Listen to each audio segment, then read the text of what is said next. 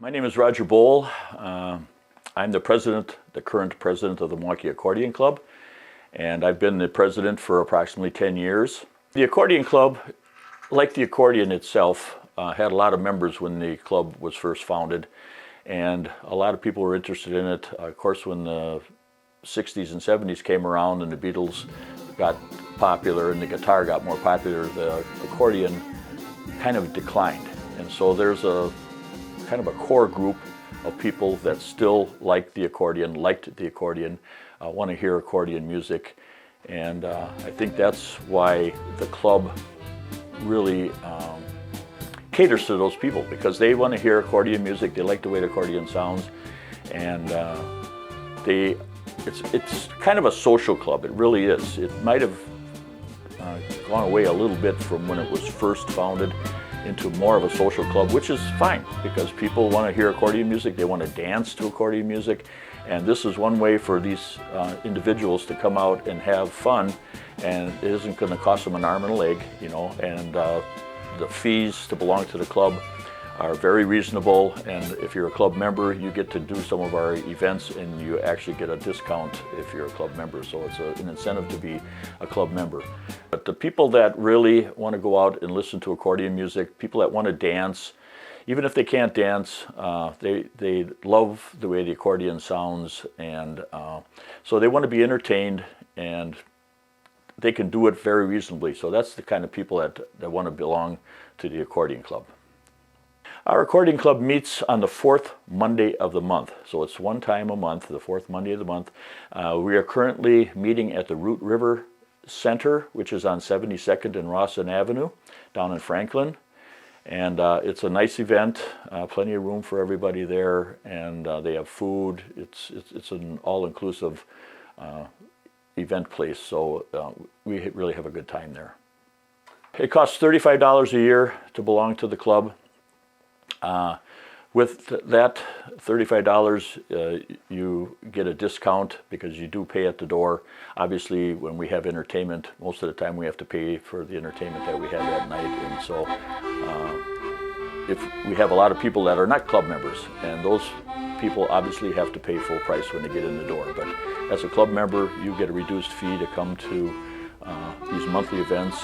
Same thing with our Christmas party, which will be coming up soon, and our picnic, which is normally held in August. And again, it's for the club members or anybody else that wants to come there. And again, it's kind of a 6-hour afternoon event that we really invite everybody that wants to come and have some fun and listen to music.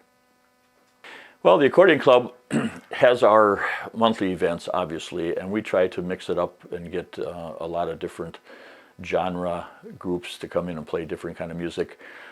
It's more of a social club, so that part of it is generally done on a monthly basis. The actual members that are playing, they are the ones that are out there and showing people that there are still accordion players out there, there are still accordion bands, and they're the ones that showcase our club and play for a lot of the events. We've been involved in Makers Fair. I actually do a thing for the 4-H at the State Fair, and they have a big fundraiser for 4-H, and I've been helping them for almost 10 years now. I do the entertainment for the people that come for the auction, and it's things like that that you get seen by the public. When we have events that are probably public events, we have brochures that we hand out and encourage people to come to our meetings, encourage people to join.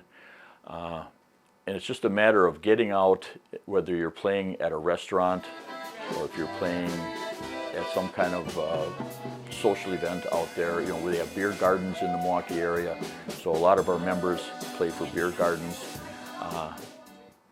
This year I was asked to play on the top of the Hone Bridge during the Milwaukee Marathon.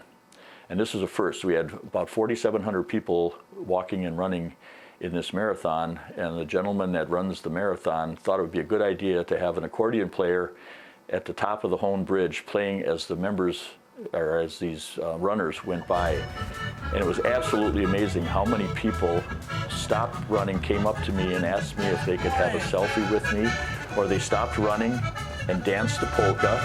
I mean, I played polkas pretty much the whole thing just because it's an upbeat kind of a song, and people took pictures. I said I was probably the most photographed person that day for that Milwaukee Marathon. So that's some of the things, you know, that we can get out, and people are thinking about us and saying maybe that's a cool thing to have an accordion for something different playing.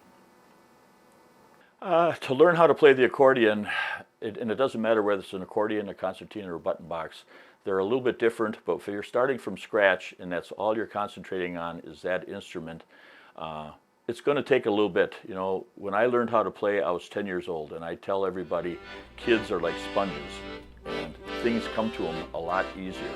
Adults think about way too much stuff, and they make it harder on themselves than it really needs to be.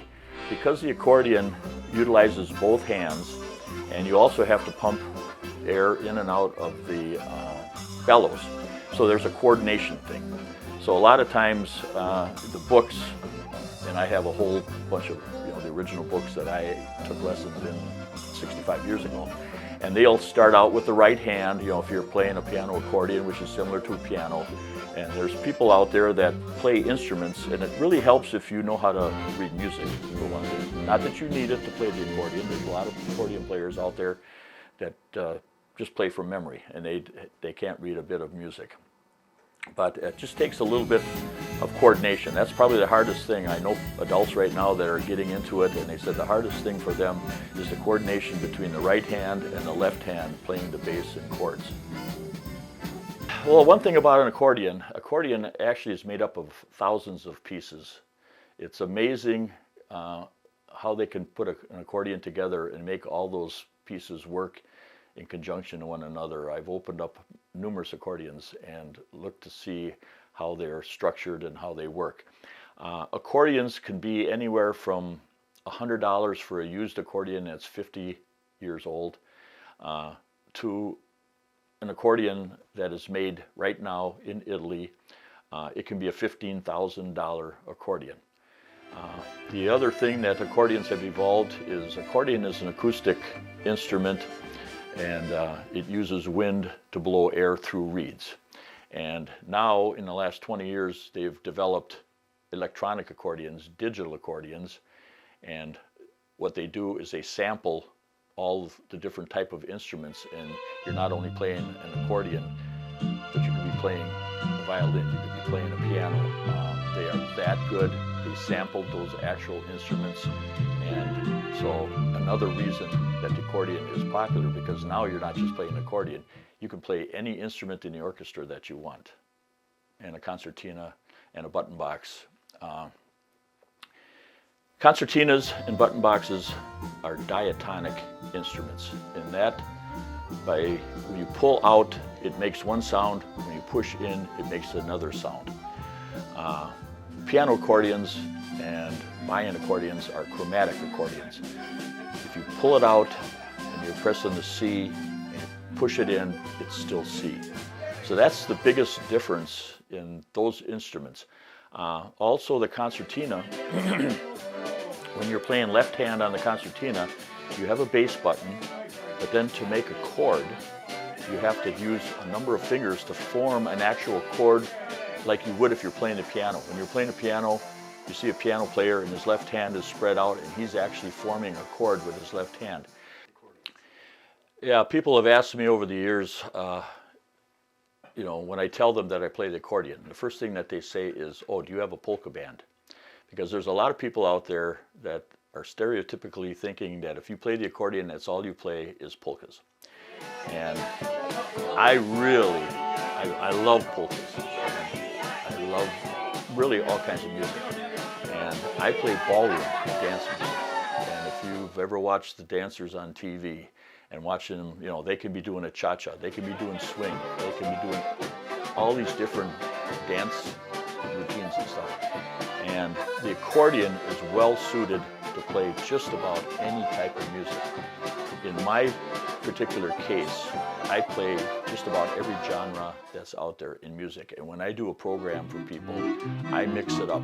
I might play a couple of polkas, then I'll play some Latin, I'll play country.